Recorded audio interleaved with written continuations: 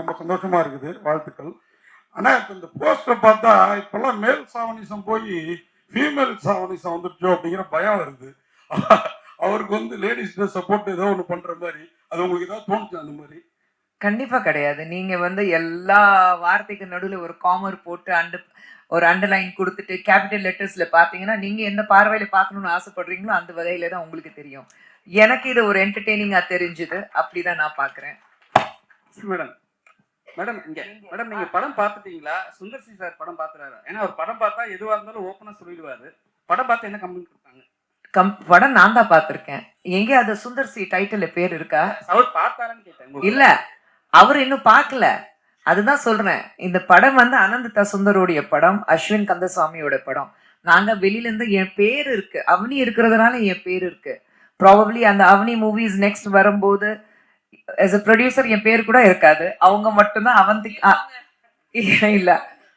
So இது வந்து just ஆரம்பம். சுந்தர் சார் இன்னும் படம் பார்க்கல. நான் பார்த்துட்டேன். நான் அஸ்வின் கிட்ட சொல்லிட்டேன் என்ன இருக்கு எப்படி இருக்கு, நான் ஃபுல்லா பார்த்துட்டேன்.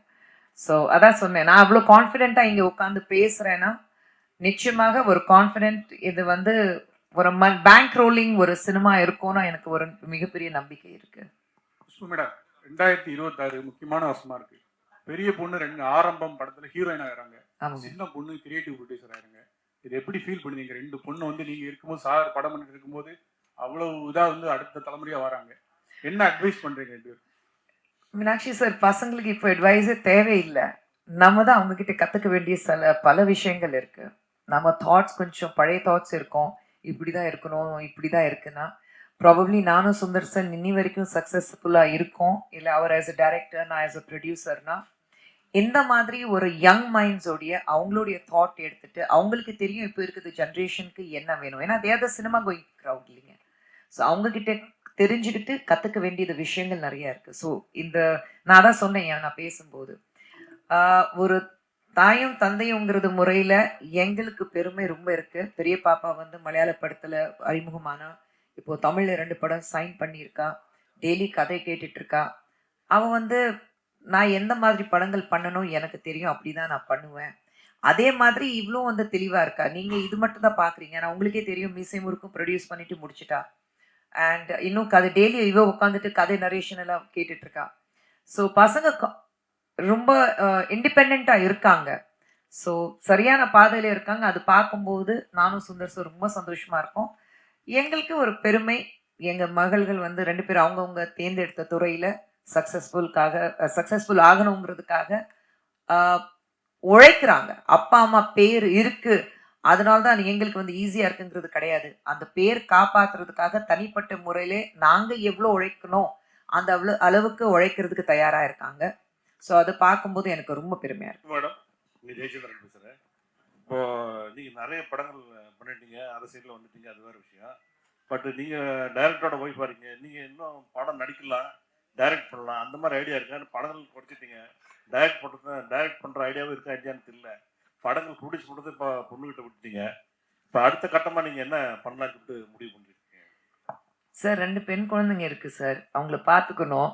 என்ன பண்ணாலும் என்ன வளர்ந்தாலும் 25 வயசுல 23 வயசுல காலையில உலகத்துல எங்கே இருந்தாலும் ஃபர்ஸ்ட் கால் வரும். சந்தானம் வந்து தியா வேலேசன் குமார்ல ஒரு டயலாக் இருக்கு, மா. இது 2 பேரும் காலையில எந்திரிச்சுன்னு மா, இதுதான் கால் வரும் எனக்கு. ஸோ அது மாறவே மாறாது. உலகத்துல நான் எங்க இருந்தாலும் சுந்தர் சார் எங்க இருந்தாலும் நான் தான் காலையில வேக்கப் கால் கொடுக்கணும். காலையில 5:30க்கு எழுப்பிடு, காலையில 5 மணிக்கு எழுப்பிடு, அப்படிதான். ஸோ அந்த ரெஸ்பான்சிபிலிட்டிஸ் வந்து மாறவே மாறாது. சினிமால நடிக்க மாட்டேன்னு நான் சொல்லல. தெலுங்குல ரொம்ப நல்ல படங்கள் வந்து 3 படங்கள் சூப்பரா பண்றேன் நான். பிரசாந்த் வர்மா படம், பிரசாந்த் நீல் படம், இன்னொன்று வந்து சந்தீப் கிஷன் படம். ஸோ பண்றேன். தமிழ்ல எனக்கு அந்த மாதிரி குடும்பத்தை விட்டுட்டு செட்டுக்கு போய் நடிக்கணுங்கிறதுக்காக ஒரு நல்ல வாய்ப்பு எனக்கு வரல. எப்போ ஒரு நல்ல அழகான ரோல் வருதோ, ஒரு நல்ல ப்ராஜெக்ட் அமையதோ அப்போ நடிப்பேன். டைரக்டர் சார், இந்த கதை உங்க கதை கற்பனை கதையா இல்லை இன்ஸ்பிரேஷனா? சார் இது வந்து ஒரு சின்ன கதை சொல்லிக்கிறேன் சார், குட்டி கதை சொல்லிக்கிறேன், கான்ஃபிடண்டா இருங்க. என் ஃப்ரெண்டோட சைல்ட்ஹுட் ஃப்ரெண்ட் ஒருத்தர் விஜய் ராமநாதன் ஒருத்தர் இருக்கான். அவன்கிட்ட நான் நிறையா பேசிப்போம். சென்சாராகவும் பேசிப்போம், அன்சென்சர்டாகவும் பேசிப்போம். ஸோ அப்படி பேசும்போது அவனுக்கு நான் கடன் கொடுக்க வேண்டியதாக இருந்தது. அதை நான் கொடுக்கல. நான் சொன்னேன், "டேய் நான் அடுத்த மாதம் தரேன்டா" அப்படின்னு. அவன் என்கிட்ட என்ன சொன்னான்னா, என்னடா அடுத்த மாதம் கொடுத்தா என்ன பொண்ணை அவன் மாறிட போற, சி ஃபோனவே அப்படின்னு வச்சுட்டான். எனக்கு அது ஒன்றும் தெரியல. சரி ஓகே, என்னடா சரி நல்ல நண்பனா இருக்கானே, காசு அப்புறம் கொடுத்துக்கலாம் அப்படின்னு சொல்லிட்டு நான் பாட்டு ரெடி ஆகிட்டு கிளம்பிட்டு என்ன நானே கண்ணாடியில் பார்க்கும்போது ஒரு இன்ட்ரிகிங்கான ஒரு தாட் வச்சு, இப்போ நான் பொண்ணா மாறினா என்ன ஆகும் அப்படின்னு ஒரு யோசனை. அதுலேருந்து வந்த தாட் தான் சார். Very very simple. அதுலேருந்து வந்து இதை இப்போ மாறினா என்னென்ன சேலஞ்சஸ் வரப்போகுது, என்ன ஆக போகுது அப்படிங்கிற ஒரு தாட்லேருந்து உருவானது தான் சார். ரொம்ப அனன்யா மேடம், வணக்கம், வாழ்த்துக்கள். ஃபர்ஸ்ட் டைம் நீங்க வந்து ஒரு ப்ரொடியூசரா வந்து இப்போ உருவெடுத்திருக்கீங்க.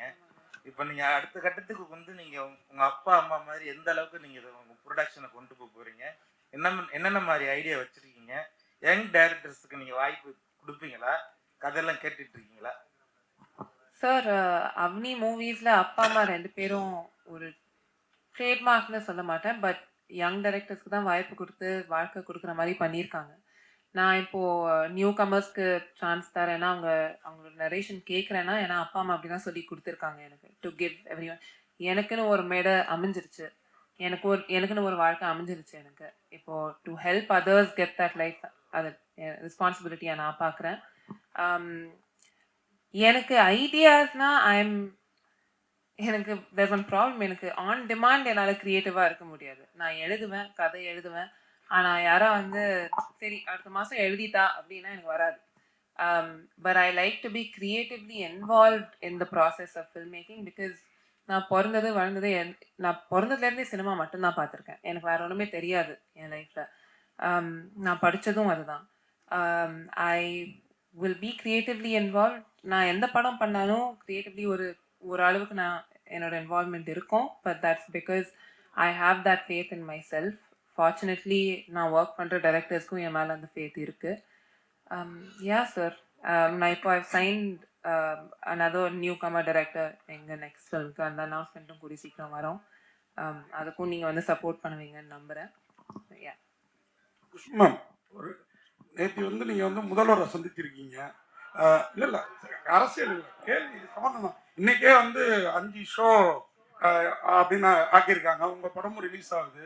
கட்சியெல்லாம் மறந்து நீங்கள் போய் சந்திச்சோன்னா பிவின்னு உங்களை வந்து ரொம்ப பாசமாக கூப்பிட்டாரு எப்போதும் போல அப்படின்னு கேள்விப்பட்டோம். அதை பற்றி என்ன சொல்லுங்க? அதுதான், வேற ஒன்றும் இல்லை. அக்கா தம்பி பாசம் என்னைக்குமே மாறாது. வேற வேற கட்சி இருந்தாலும் வீட்டுக்குள்ள அக்கா தம்பி அந்த பாசம் என்னைக்குமே இருக்கும். அவர் 5 ஷோவா மாத்திருக்காரு. சினிமா புரிஞ்சுக்கிட்டு சினிமாவில் இருக்கிறவங்க, நம்ம ப்ரொடியூசர்ஸ் எப்படி கஷ்டப்படுறாங்களோ, எக்ஸிபிட்டர்ஸ், டிஸ்ட்ரிபியூட்டர்ஸ், அது எல்லாமே தெரிஞ்சுக்கிட்டு. ஏன்னா சினிமாவில் இருக்கிறதுனால இந்த துறையில் எவ்வளோ கஷ்டம் வெளியிலேருந்து பார்க்கும்போது தான் உங்களுக்கு கிளாமர் வேர்ல்டு தெரியுது. இப்போ வெளியிலேருந்து பார்க்கும்போது உட்காருவாங்க, பேசுவாங்க, படம் நல்லா இருக்குன்னா பாதியிலே வந்து நல்லா இல்லைடா அப்படி சொல்லிடுவாங்க. எல்லாரும் ஆளாளுக்கு வந்து ஒரு கிரிட்டிக்ஸ் மாறிட்டு ஒரு படம் எடுத்து பார்த்தா தான் தெரியும் அந்த ஒரு படம் எடுக்கிறது எவ்வளோ கஷ்டம். சொல்லிக்கிறது ஈஸி. அது எல்லாமே புரிஞ்சுக்கிட்டு வருதா முதல்வர் இன்னைக்கு இருக்கிறாரு. 5 ஷோவா மாற்றிருக்காரு. நிச்சயமாக இந்த மாதிரி ஒரு நாங்கள் வந்து வரவேற்கிறோம் ஒரு தாட். ஏன்னா ப்ரொடியூசர் சம்பாதிக்கிறோம். மெயினாக வந்து சினிமா பொறுத்த வரைக்கும் ப்ரொடியூசர்ஸ் நல்லா இருந்தால் தான் படங்கள் எடுக்க முடியும். காசு போட்டு எடுக்கிறவங்க ப்ரொடியூசர்ஸ் தான், வேற யாருமே கிடையாது.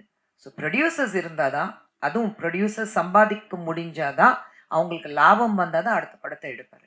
அதுதான். அப்படியே மேடம் அம்மா சொன்னாங்க ஹீரோ வந்து ரொம்ப ரொம்ப ரொம்ப காலத்துக்கு முன்னாடி ஃப்ரெண்டு உங்களுக்குன்ட்டு. ஏன் வந்து அந்த ஹீரோ வச்சே படம் பண்ணணும்னு நினைச்சீங்க?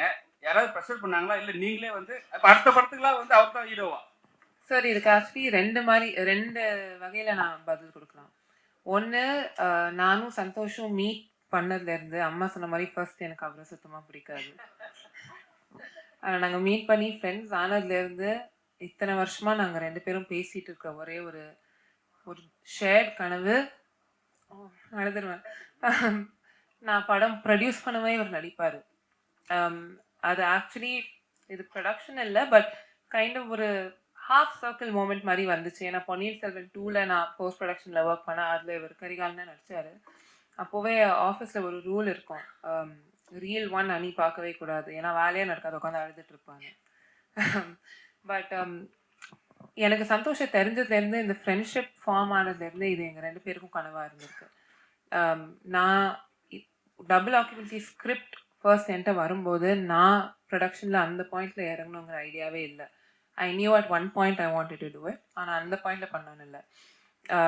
அப்பா அம்மா எப்பவும் போல் கதை கேட்டுகிட்டே தான் இருந்தாங்க. Because Avani years a production house, கதை வந்துகிட்டே தான் இருக்கும்.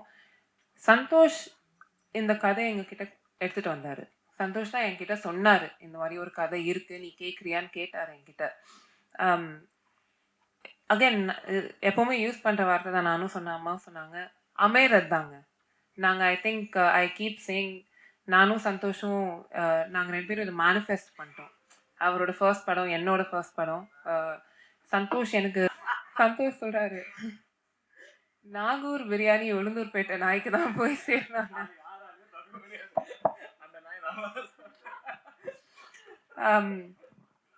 But yeah, Santosh is my twin brother. ஒரு ட்வின் ஃப்ளேம் மாதிரி சொல்லுவாங்க. அம்மா சொன்ன மாதிரி ஏதோ போன ஜென்மத்தில் நாங்கள் 2 பேரும் சிப்ளிங்ஸாக இருந்திருக்கோம், ட்வின்ஸாக இருந்திருக்கோம். அதே தான் இந்த ஜென்மத்தில் இதுவும் ஆயிருக்கு. And the universe wanted us to make this film together, make our first film together. ஆனால் தொல்லை நல்லா, ஏன்னா இவர்கிட்ட சில வாட்டி தொல்லை உங்களுக்கு கிடையாது, வீட்டில் இருக்கிறவங்க எனக்கு.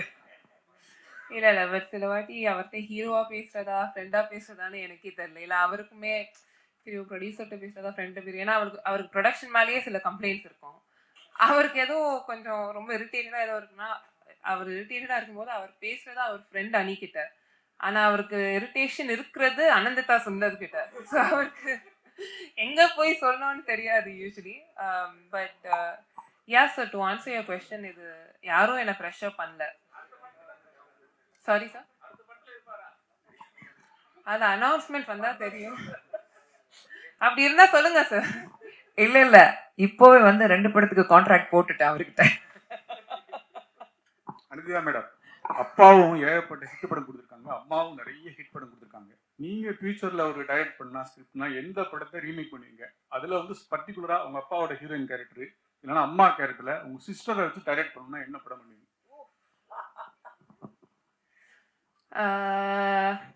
நான் 2 படம் சொல்றேன். ஒன்று சென்டிமெண்டல் ரீசன்ஸ், முறைமாமன். பிகாஸ் அப்பாவோட ஃபர்ஸ்ட் படம், அப்பா அம்மா ஃபர்ஸ்ட் டைம் மீட் பண்ணது அது அந்த படத்தோட செட்டில் தான். ஸோ 1 முறைமாமன். செகண்ட், இது படமா என்னன்னு இதை திருப்பி எடுக்க முடியாதுங்க இந்த மாதிரி படம் எல்லாம். பட் உள்ளத்தை அடித்தா அதில் அந்த ஒரே ஒரு அந்த ஃபோன் கால் கிட்னா நாயேன்னு அந்த சீன் இருக்கும்ல, அதெல்லாம் நான் அப்படியே கேட்பேன், என்னன்னு யோசிச்சு எழுதினீங்க, எப்படி இதை எடுத்தீங்க? I will never, I think எனக்கு ரீமேக்னு இல்லை, but I want to go back in time. அன்னைக்கு ஷூட்டிங்கில் அப்பா பக்கத்தில் உட்காந்து அவர் என்ன யோசிச்சு அதை எடுத்தாரு, என்னன்னு எழுதியிருப்பாரு, என்னன்னு டிஸ்கஸ் பண்ணியிருப்பாரு, that I want to know. But அப்பா ரீமேக், ஐ திங்க் அப்பா பண்ண படம்லாம் ரீமேக் பண்ண முடியாதுங்க. They're all once in a lifetime அந்த மாதிரி படம், லைக் கலகலப்பு ஒரு உள்ளத்தை அடித்தா, அதெல்லாம் it can't be remade. And there can never be another Khushbu. அது Avanthika சுந்தராவே இருந்தாருமே, there will never ever be another Khushbu Sundar. So yeah, I hope that answers. உங்களுக்கு ஒரு கேள்வி. அப்பா அம்மா லவ் மேரேஜ் பண்ணாங்க, உங்களோட ஃபியூச்சர் பிளான் என்ன? சார் இங்க சிக்னலே கிடைக்க மாட்டேங்குது சார். அல்ல கிடைக்கும். உங்க மைக் வேலை செய்யலையா? என் கார் கிடைக்குது. அவங்க கல்யாணத்துக்கு நாங்க போயிட்டு அந்த போட்டோகிராஃபர் இதை இருக்காரு பாருங்க, நாங்க திருப்பித்தனமா போட்டோ எடுத்து வந்துட்டு பத்திரிகையில போட்டோம். எனக்கு கல்யாணம் நடக்கும் போது அப்படி இருந்தா நிச்சயமா உங்களை கூப்பிடுறேன் சார். இப்போதைக்கு எனக்கு தெரியல, சத்தியமா கார்டெல்லாம் பார்த்து ஏதோ பண்ணணும். இல்ல ஃபர்ஸ்ட் எனக்கு அவளோட ஹைட்டுக்கு மாப்பிள்ளை எங்காவது இருந்தா எனக்கு சொல்லி அனுப்புங்க ஃபர்ஸ்ட். ஓகே, தேங்க்யூ, ரொம்ப நன்றி.